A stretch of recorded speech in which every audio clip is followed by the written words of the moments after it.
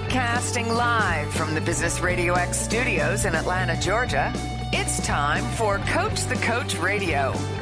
Brought to you by the Business RadioX Ambassador Program, the no-cost business development strategy for coaches who want to spend more time serving local business clients and less time selling them.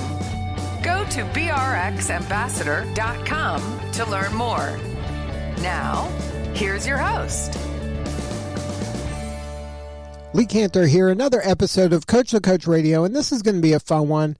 Today on the show, we have Christina Ross with Silverfrog Marketing. Welcome, Christina.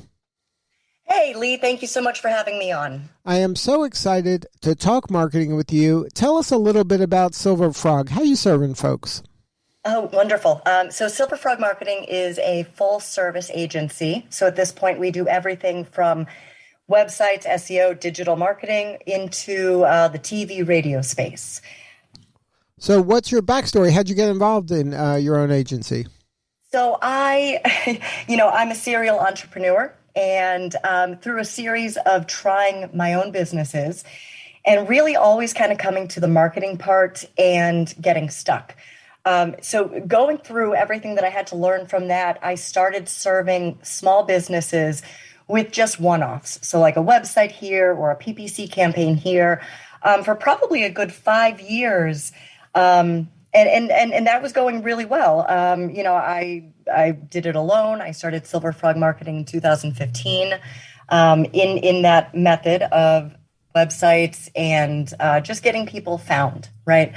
At that point, 2019, my husband joined me and brought in TV and radio, which just brought a different level of clients. So now we do both. We do the marketing, digital marketing, and the TV radio. So now, was that a big shift for you, just from in terms of an ideal client fit? When you're doing the one-offs, the websites, that's probably attracting a certain type of entrepreneur. And then when you layer in these larger mass mediums, that might attract a different entrepreneur.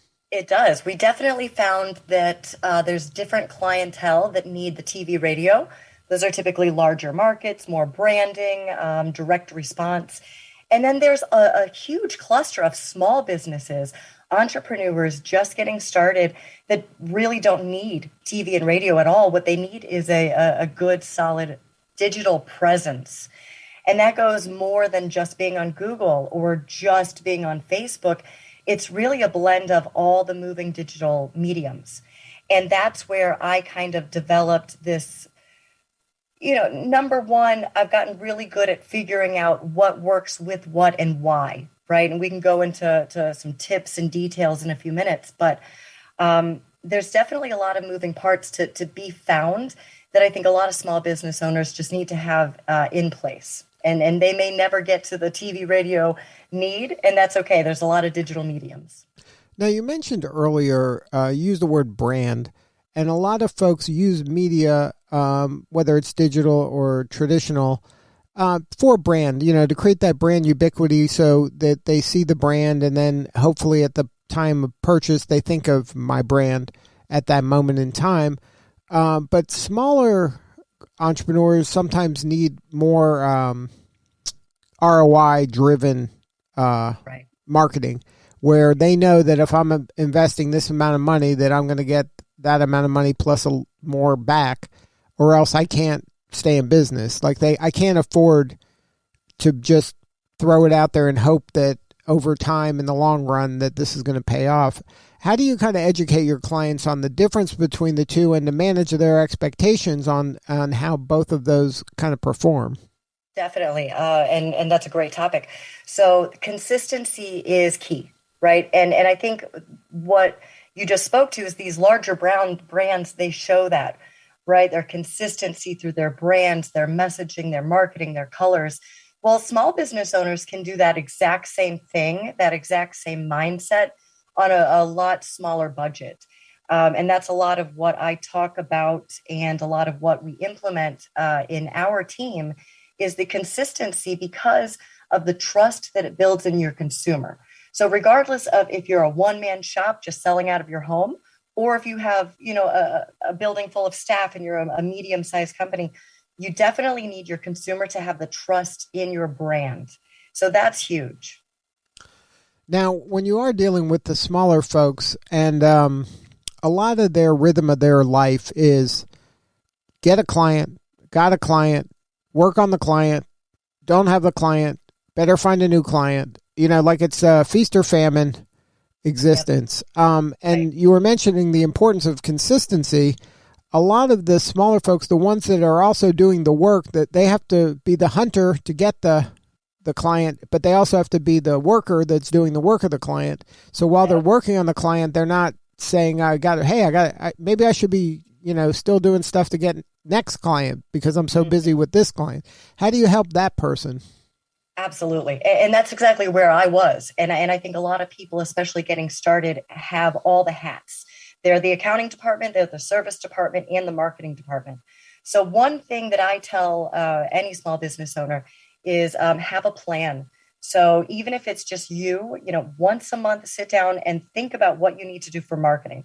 Put on your marketing hat once a month and create a plan, because putting a plan in place, even if it's just a list of things that you'll get done over the next month, maybe that's a Facebook page, maybe that's a Google My Business page, maybe that is a website if you don't have one.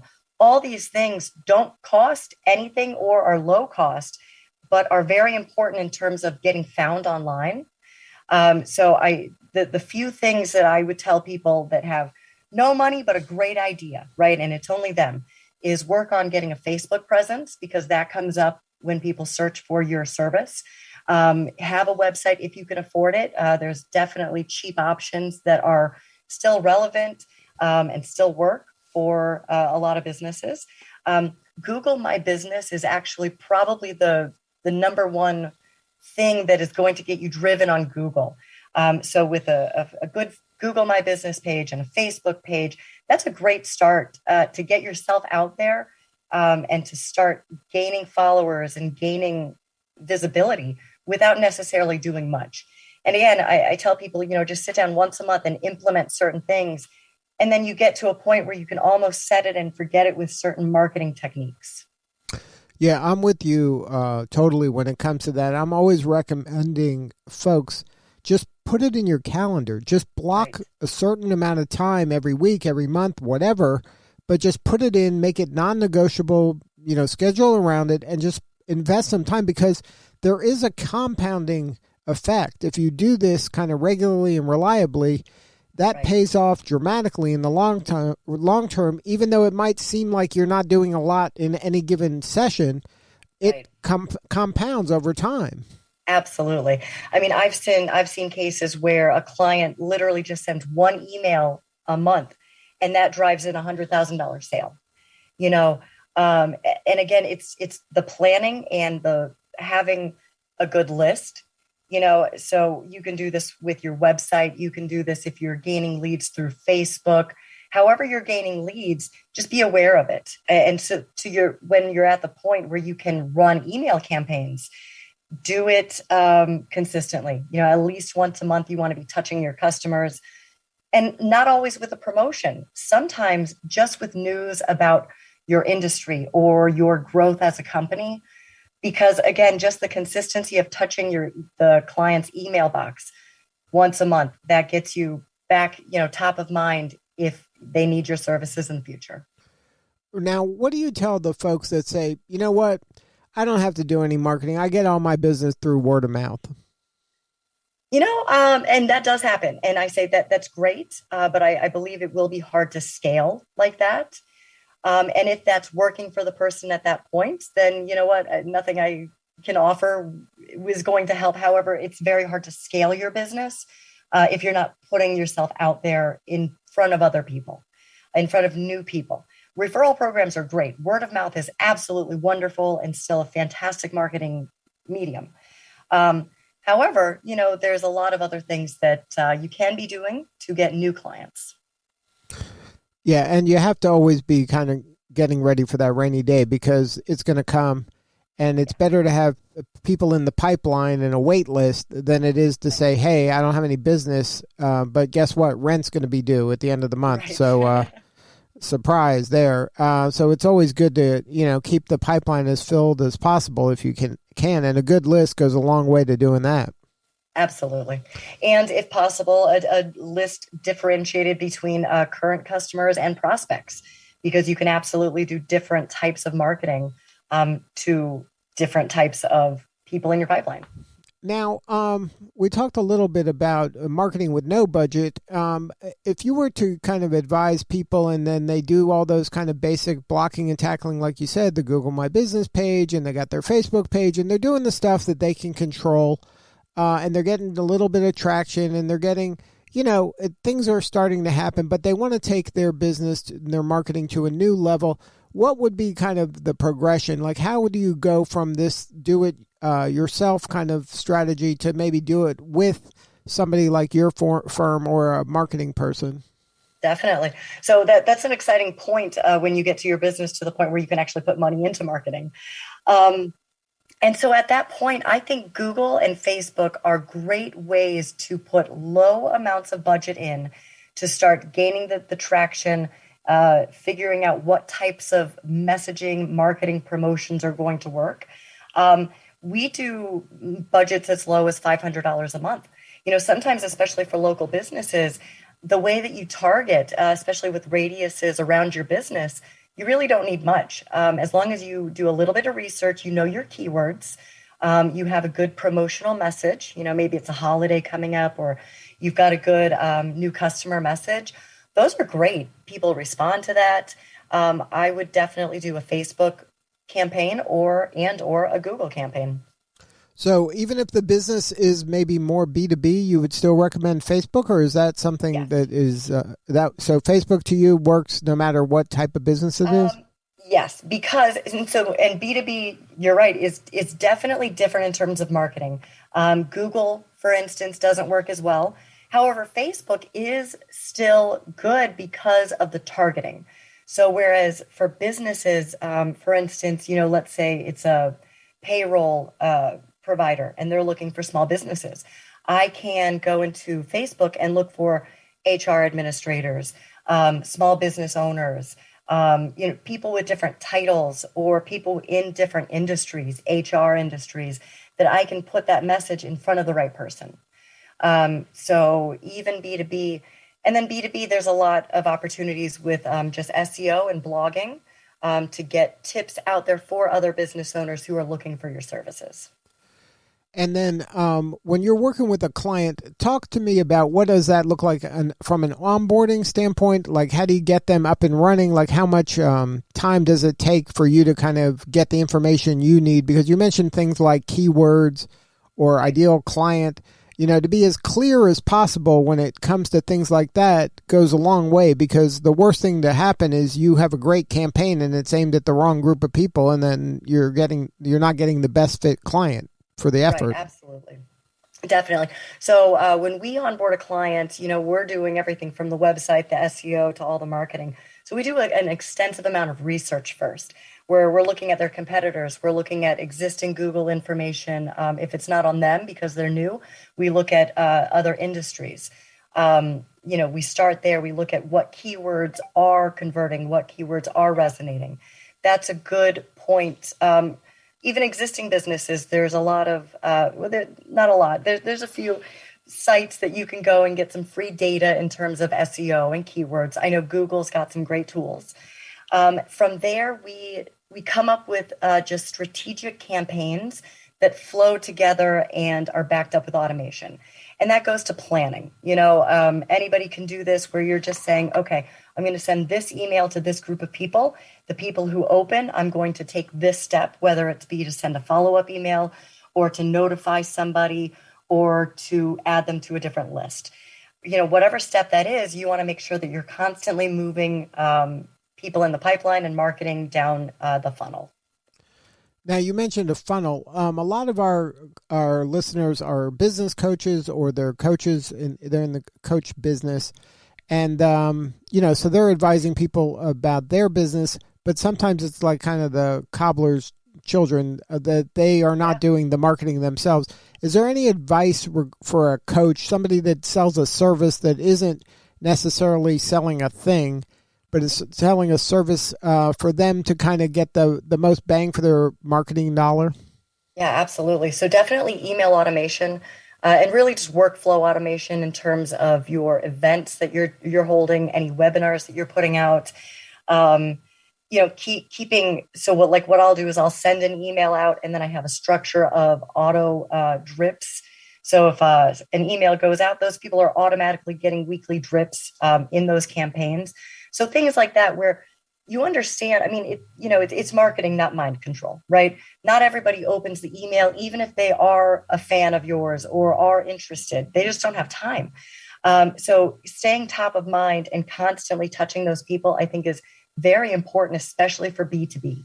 And so, yeah, I mean, just definitely email automation would be my first key there. Now, can you share a story of maybe a before and after, somebody that obviously don't name their name or their company, but explain like the challenge they were having, then they found you, and then you were working with them and you were able to take them to a new level? Yeah, absolutely. So, so I recently had a client, it was one main company, and they were kind of an umbrella for 4 different companies. And now at the time, they had brought in those companies at different points, and they kind of had different things implemented. There was no consistency. And from their point of view, they really weren't getting the leads that they were expecting to be getting from having all these brands. So what we did was we came in and just created consistency throughout with the marketing, with their lists. We organized their lists. We developed different messaging in different methods of social media and email and automations that showed the client where their clients were actually interested in, and then helped the client to then better follow up with those visitors by just understanding what they were interested in. For instance, if they got an email and then clicked on a link, okay, now did they fill out a form? Did they bounce off the page? Did they follow it to another link? And what we realized was a lot of their current clientele was gravitating towards one brand. What we were able to do the following month is develop different material for the other lacking brands and put money behind the working brand. And they are seeing a great return on leads coming in from that one brand. And we're definitely seeing spikes in the other brands. So hopefully that helps a little bit. But again, just having a plan, planning it out, utilizing marketing and follow-ups. So now in your firm, do you have kind of your own personas of ideal clients? I know you mentioned that with the TV and the mass media, that might be a little different than the digital marketing for the entrepreneur. But can you explain like who the ideal Silverfrog clients look like? What do they look like? Definitely. So for digital marketing, for our core package, it works really well with local businesses that need customers to come in. So, hair salons, landscapers, tax shops. Those people, they need to be found on Google. They need to be found near me. So a lot of what we do is through Google, my business, algorithms, and SEO to have just anybody who's searching for that service. We make sure that our clients come up first. We also work with a lot of specialty medical. So allergy centers, we do a lot in terms of TV and email automation. That works well, as well as online, just online only e-commerce. So we've got some vitamin brands that they sell vitamin powders online only e-commerce. And we do a lot of automation for that as well. So you can help somebody who has kind of a national business as well as local businesses. Correct. Yes. And honestly, we put them on different platforms. The back-end platform systems are different. But again, it matters. It really does matter what systems the business is using, what marketing efforts they're using to put out, based on the consumer that they're looking for. And this kind of work is not fully a set it and forget it, right? This is kind of a living, breathing thing that has to be tweaked and modified and testing different concepts and creatives and offers. Absolutely. Like, right? This is not something you just say, okay, I do this once and I don't have to think about it again. No. And I think that's why, having a 1 month meeting with yourself is great, because that's what we do with our clients. At least once a month, we're having a a marketing meeting where we're looking at results. You got to find out how did your marketing do to figure out if you want to do it again or improve on it or do something different. Also, when you consistently go back and, touch on things on your marketing, you're able to tie in new promotions, keeping things fresh, giving your consumers and your audience something new to look at and be engaged by. Well, Christina, if somebody wants to learn more, what's the best way to get a hold of you? Is there a website or is it through social media channels? Can you give us the coordinates? Absolutely. So silverfrogmarketing.com is our website. And we're also on Facebook and LinkedIn and Instagram. And I think we're even developing a Snapchat channel at this point. But definitely, or just reach me at Christina@silverfrogmarketing.com. Well, thank you so much for sharing your story today. You're doing important work and we appreciate you. Thank you. You too. All right. This is Lee Cantor. We'll see you all next time on Coach the Coach Radio.